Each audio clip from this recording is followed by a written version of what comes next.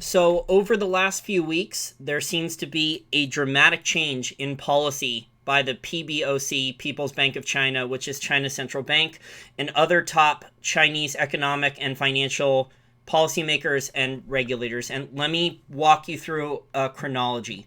So, we had the Baoshang Bank news, which I was shocked was revealed. I was shocked that the Chinese Communist Party actually allowed Reuters China to release that news and that it actually got out. On top of that, not too long after that, we also had a Chinese regulator, a very high-ranking one from the China Bank and Insurance Regulatory Commission, CBIRC, warn short sellers about attacking the RMB and that China had the reserves to fight it. Then shortly after that, about 10 days later, we then had news of a second bank with problems that was even larger than Baoshang Bank. And this week, we're getting even more stories out.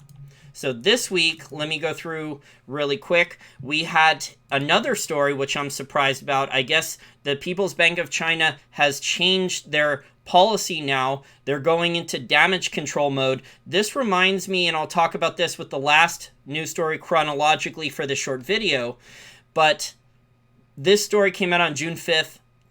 Thanks to Chris Marcus, a friend of the show, for sending me this. This is also Reuters China, and it says China Central Bank steps up liquidity support for more banks after Baoshang takeover.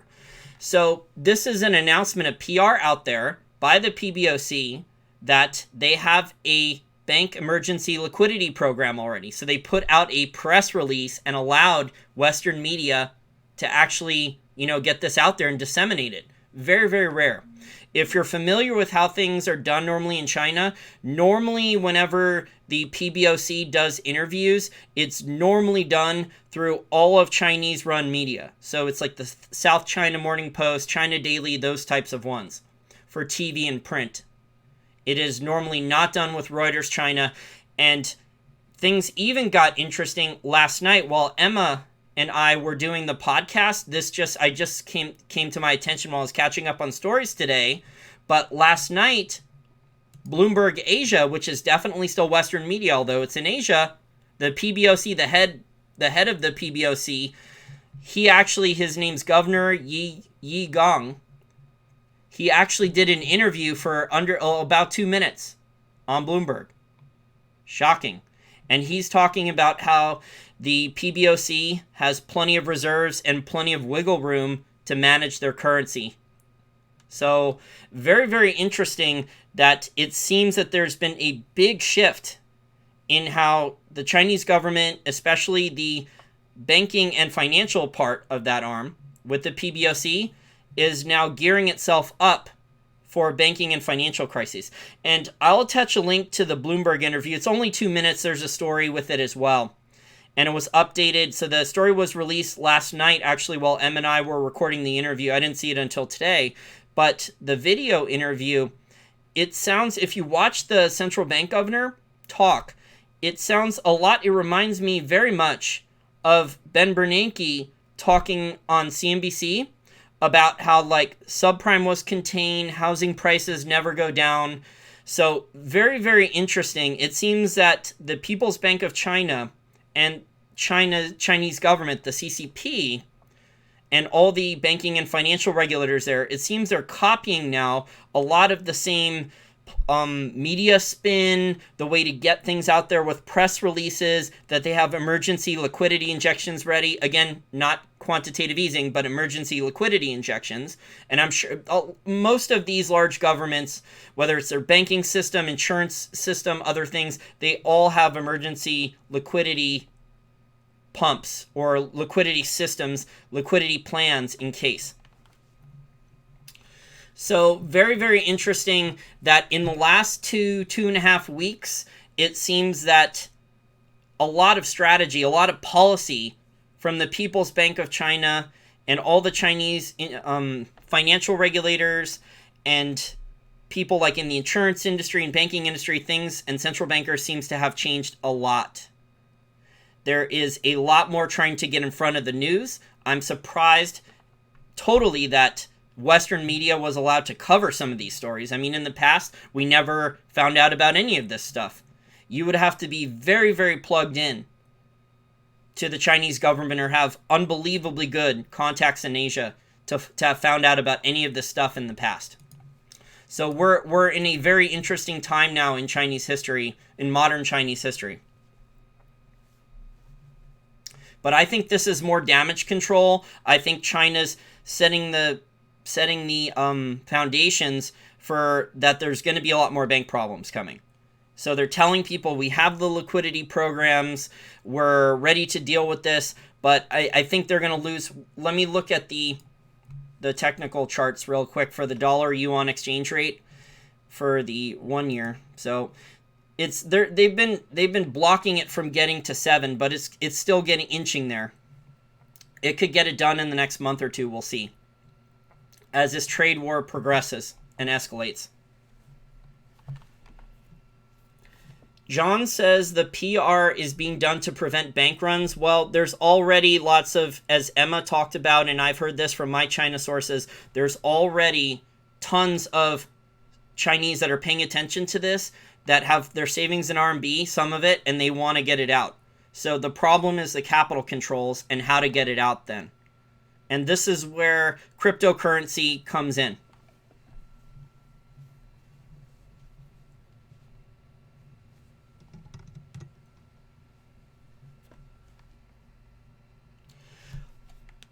$782 asks, thanks for keeping on top of the situation, but will it spill over into our stock market, which is oblivious at the moment? I think the stock market's more reacting to like Trump's comments in the last day or two, where he said that the stock market would be up 10,000 points higher if there were rate cuts. I just saw a good video that Hedge Eye released for free saying that the bond market is starting to price in at least 2 rate cuts. So that would be more juice for the American stock market. So I don't think it really needs China to do a bunch of liquidity injections. And by the way, I think let me go back and check the PR release for the liquidity program, but I believe it's $72 billion. So 500 billion yuan, or approximately 72.32 billion. But it looks like there's a lot more than that, potentially. And again, I'll attach a link to this press release. But it's very unusual behavior from the People's Bank of China, the PBOC. We normally do not get this type of stuff. We're used to in the West getting like Federal Reserve Board of Governors going on TV or doing interviews or speeches out in public. And if they want something out there, they put it out there. Like Lil Brainerd really wants to be either U.S. Treasury Secretary or Federal Reserve Chairman in the near future. So she's tipping. This has been like the case for the last 6 to 12 months. She's been tipping things more than it seems a lot of the other governors. She's been trying to release the information out there so it makes her look right more of the time, talking about how the Fed didn't care if it inverted the yield curve and other stuff. So it's just unusual because the People's Bank of China has never done something like this before, and it seems that over the last 2.5-3 weeks that has changed. So I guess we can expect this now more going forward. But comment in the comment section after this video is over in the live chat if you agree or not. But it looks like China's preparing for a lot worse problems with their banks, that there's a lot worse banking failures coming down the pipe, and that China's preparing global markets, the global macro situation, for a lot more emergency liquidity injections and other types of bank bailouts or bail-ins or whatever that quote was. I think it was a Chinese bail-in with bailout characteristics or something like that. It was some weird quote. I read it a week or two ago on another live stream. Oh, I'm glad you liked the interview with Emma.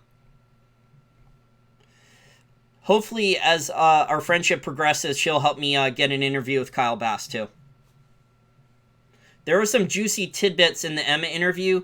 Go back and listen to... There was a lot of them, but go back and listen to how basically it sounds like Kyle Bass and others are directly involved now in the China-U.S. trade negotiations in the Trump administration.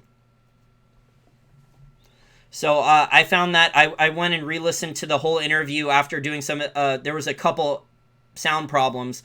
I think it was weird, too, because the sound went out while we were recording. The audio totally got dyed with when she was talking about Yahweh and 5G. It was really weird. Well, I call every government out, guys. I don't trust. And no, I mean, if you believe in low taxes, small government, freedom of speech, a constitution, private property rights, free market capitalism, those types of things, if you believe in that, no government's doing a good job right now. You should be calling out corruption everywhere. There is a global bull market in corruption. It is truly sad. There are so many examples of it, so many stories all over the globe. People send me stories. I'm just tired of reading it. That's how bad it is. I can only take it so much of it each day. I have a little allergies, so sorry if I'm sniffling a little bit. Yeah, so cryptos are going to be rallying. It seems that cryptos and gold and real estate seems to be harder now because you have Vancouver and other areas cracking down on Chinese laundering money into there and buying real estate. So it looks like cryptos and gold are the two preferred methods of getting currency, RMB, laundering it, or just flight capital out of China. Yeah, I think we're going to have a Cold War, Kirsten. We'll see, though. Maybe one of the sides will concede. But I agree with Emma. I think the Chinese do want to wait Trump out. But they do have a dollar shortage, but they still need to bring in food and energy. So that's why I think the deal with Russia is getting done. I think they're working on buying energy and food without using dollars. So they'll be buying, I expect, probably some big deals then from Brazil for soybeans and other crops. I think Brazil could potentially get some very, very large agriculture contracts, which would be good for the Brazilian economy. Although there's so much corruption there, who knows who's actually, if a lot of people are actually going to benefit from it. Okay, well, this was just a short video. I didn't really plan on doing anything too crazy. Let me see how many stories here. There's 1, 2, 3, 4. 4. There's 4 stories here. And, of course, I encourage you, if you really want to get, good perspective on this, definitely go and watch the 2-minute video clip of the People's Bank of China chairman interviewed by Bloomberg Asia, which is Western media, because normally they don't do these things. Normally it's Chinese state-run media only interviews. That's it. So I encourage you to watch that. It reminds me a lot of how Ben Bernanke was talking prior to the 2008 financial crisis with subprime and housing prices never go down. And that's pretty much it for this short little video. If there is any other breaking news, I will hop on maybe a live stream, but everyone have a nice weekend, and hopefully you have nice weather so far for the summer. There's nice weather here in this area for the summer. Okay, bye for now.